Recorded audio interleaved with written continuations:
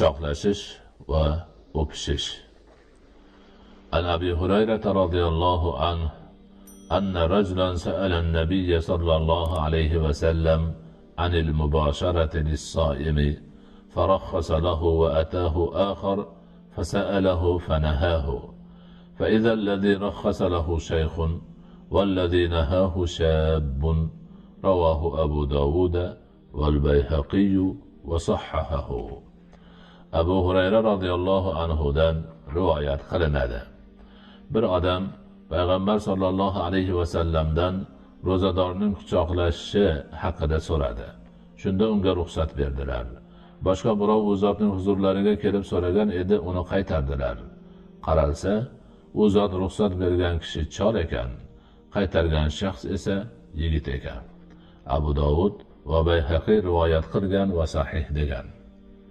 Ushbu hadisi sharifda Payg'ambarimiz sollallohu alayhi vasallam ba'zi shar'iy hukmlarni bayon qilishda kishilarning shaxsini ham e'tiborga olganlari ochiq-oydin ko'rinib turibdi. Qari chol o'z kampirini quchoqlagani bilan ro'zasiga futur yetadigan darajada shahvati qo'zg'almasligi aniq.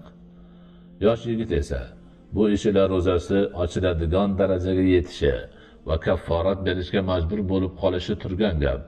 Demak, ro'zadorning bu boradagi hukmi uning holiga qarab belgilanadi.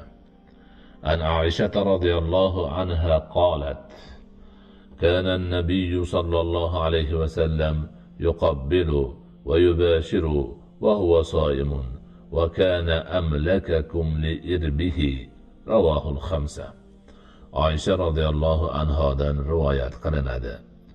Nabiy sallallohu alayhi vasallam ro'zador hollarida o'par va quchoqlar edilar. U zot ichingizda eng shahvatiga molik edilar. Demak, bu masalada shahvatga molik bo'lish asosiy me'yor hisoblanadi.